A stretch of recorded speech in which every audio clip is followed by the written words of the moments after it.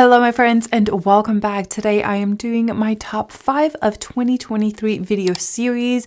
Today we have foundations, which is one of my favorite areas, but I have here 6 to show you just because one of them, I don't know when it came out. I tried it in 2023, but I wasn't sure if it actually is in 2023, so I thought I would just share it with you and kind of, give you my thoughts on it. So I hope you guys will enjoy it. Grab yourself a snack and let's hang out. I think we're almost done with this series. I still have lips, which is a big category for me.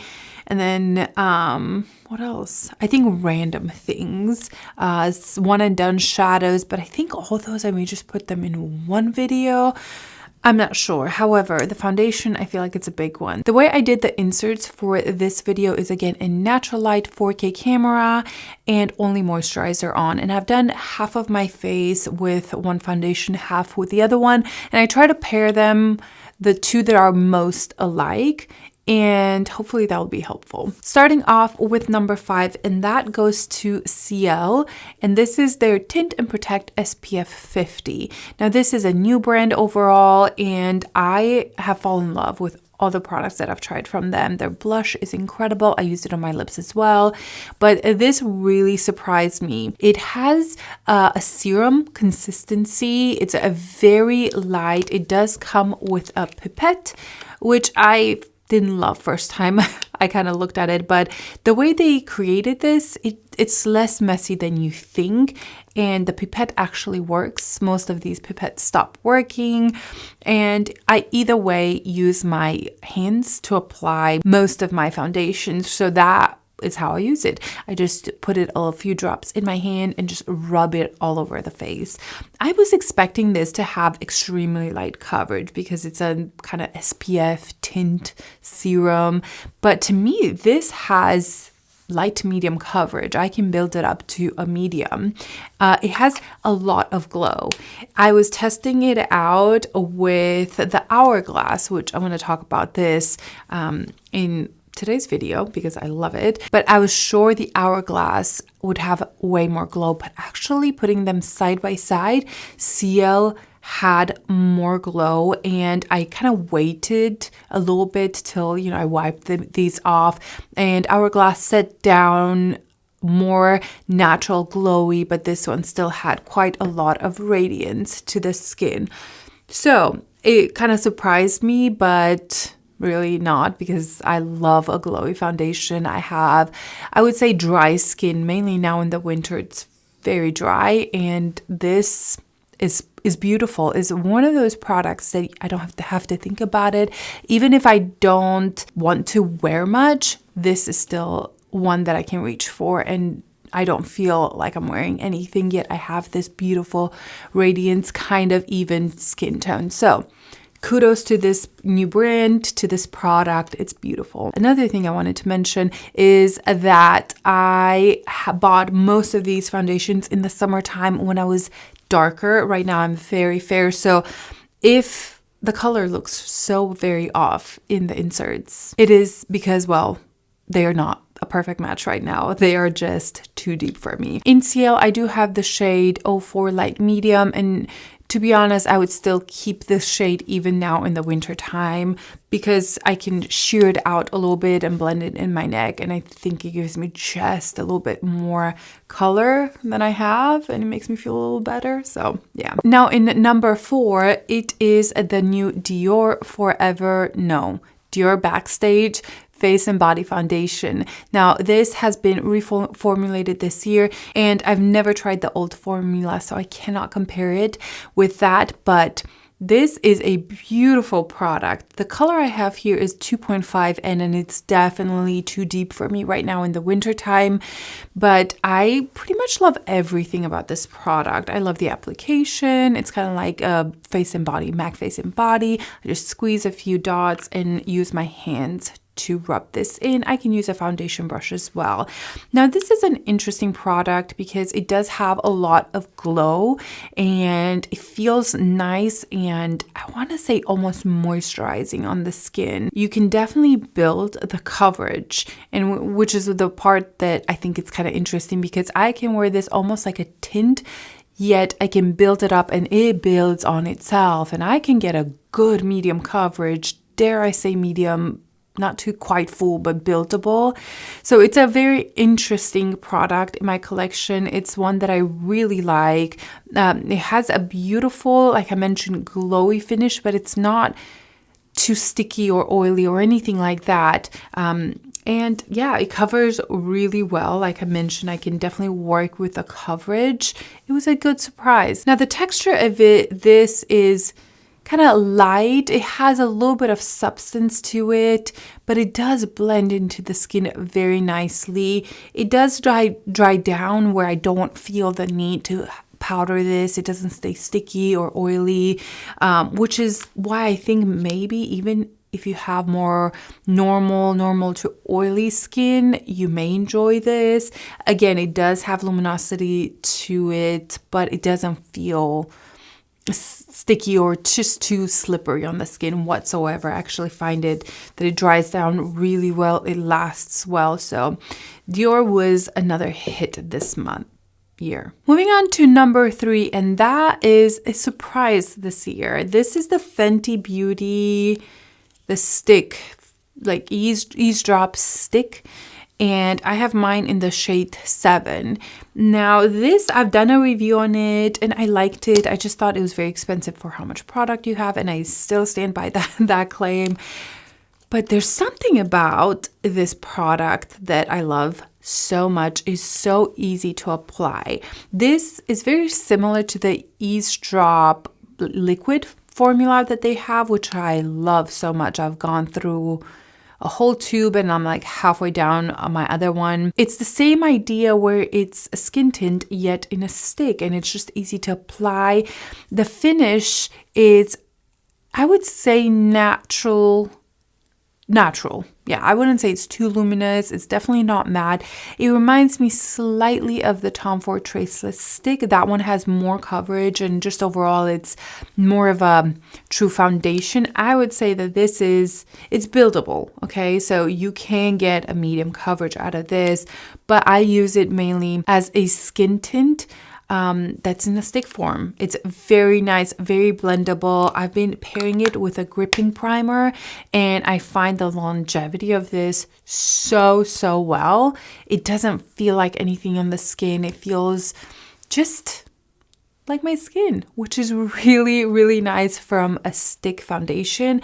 I just find these to be very practical, and it's very emollient, very creamy. Like I mentioned, the finish is more on the natural side, and it's a great one. I reach for it so much on my day-to-day basis and not so much on camera. I think it wears well on the camera, but it's just the practicality of it that I like so much.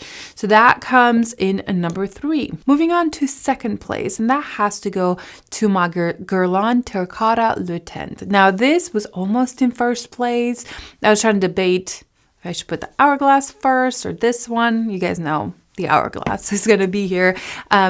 But I decided to put it in second place because I don't wear that much coverage on a daily basis. I wear skin tint all the time. But this foundation, I fell in love. I think it came out in the beginning of the year, and ever since I've been using it. I mean, you can kind of tell that it's been loved. And like I mentioned, there's a lot of coverage here. I would say it's medium to full. So I can kind of have a really good medium from it, but I can also build it up to a full. The finish on the skin is something so unique in my opinion. It looks like kind of velvet on the skin, velvet silk in between that, because it's not matte, like velvety. That's not what I'm talking about. It is more of there's some sort of natural luminosity to it, and it covers so perfectly. Every time I wear this, somebody compliments me on my skin.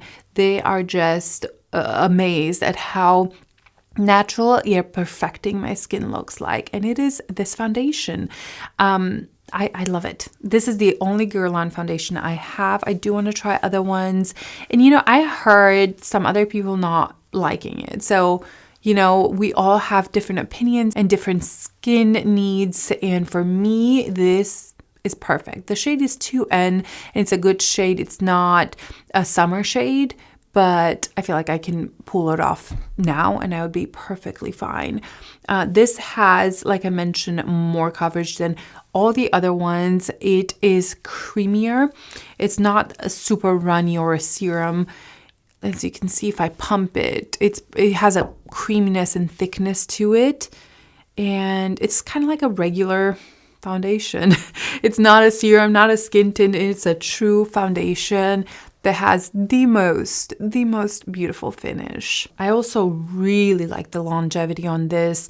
It's incredible. The negative, it has a smell like that Guerlain scent to it, which it doesn't bother me, to be honest, but I know it will bother other people. And I was about to say that it's so expensive and I just dropped it. The cap flew off somewhere. It's very expensive. So find it on sale, but to me, it's worth it. It's that foundation. If I have an event, I'm going to reach for something like this because it's perfecting. And number 1, Hourglass Skin Tint. I love this one. Honestly, it's kind of getting empty. So I need to maybe stock up on this, but I have the shade 7. I love everything about this. I love that it's a true skin tint. It is not like medium coverage, light to medium. It's a light coverage. It's a skin tint. It's a product that just evens out my skin a little bit. I still see my freckles through it. I still see imperfections, but it has such a moisturizing property to it. It has a luminosity, but it's not super glowy. Like I mentioned, putting Ciele and Hourglass side by side, Ciele had more glow to it, whereas Hourglass, it just kind of became like my skin. It became one with my skin, unnoticeable on the skin, yet it had a slight glow to it. I love the application. I love the packaging. I just love everything about it. I love the color. The color 7 is great for me because it's so light. I want to say that you can pull off different color shades because it doesn't have a ton of coverage, but I love this. This is my go-to skin tint at the moment. This year, this has been my favorite discovery, and I think the way it performs throughout the day is also great. Now, it's not going to be the most long-lasting skin tint foundation. It is very sheer coverage, but the way it fades throughout the day, I think it's a very natural, very good looking at the end of the day. I don't see spots or it doesn't cling to any dry patches. If anything, I think it goes over dryness so well. Again, I have pretty dry skin right now and this is a saving grace. So yeah, this is 10 out of 10 for me. I absolutely adore it, but do not expect a lot of coverage, which is why I love this so much. Now, the one foundation that I want to mention is that Extra, the number 6. I don't know where I would rank this. I think I would rank it, I'm not sure, maybe I would rank it number 6, and that is the Mauve Foundation. Now, this is such an interesting product. It is, obviously you can see it's cream. I have mine in the shade Neutral 40. I love the color, but the uniqueness about this foundation is that it can be very light coverage or it can be full pigment coverage. You determine how much coverage you want from this because you can build on top of the product itself and it lasts. I think the biggest surprise when I tested this out, and I did test this on camera, was that I was expecting this to be like a slippery mess, kind of emollient, and for it to transfer a lot just because of the texture of it. But this surprised me so well. At the end of the day, my skin looked pretty much the same as when I first applied it. So it was a huge surprise this year. Again, I'm not sure if this came out this year or not. I purchased it this year and it was such a surprise. Now, the way I apply it is with a really dense brush. I have used, I think today, the Rare Beauty foundation brush, and I just picked the product with a brush and went on and swiped it. Now, I showed you the matte foundation next to the Fenty because I thought they were both cream and kind of, you'd expect them to be similar enough. However, you can see that the mauve has a lot more coverage and it is overall much more long lasting. I don't know, maybe I would put mauve ahead of Fenty. I'm rethinking now. I don't know. I haven't gotten through the process of ranking the mauve just because I didn't think it came out in 2023. So again, I could be completely wrong. I have no idea, but it is a fabulous foundation. I love how compact it is. Easy, like everything about it. It's easy. You can replace it, and you guys know mauve is very environmental friendly, and they put so much emphasis in their packaging, and it's great. I know the owners, I have met them. They are fabulous people, and it's exciting when a brand that you connect with so well make such incredible product that you can share with your audience. So yeah, this has absolutely surprised me this year. And another way that I've been applying this is, let's say I have my Ciele skin tint all over and I need just a little bit more coverage, maybe on my cheek area. I will just go over a skin tint and just apply a little bit on that area. It works really well. I have had no problems with this. Whenever I travel, I do bring this with me and a skin tint, and that's like a perfect pair because this gives me extra coverage. Fabulous. And that is it, my friends. Those are my top 5/6 foundations that were released in 2023. I hope you guys enjoyed it, and I'll see you in my next video. Bye.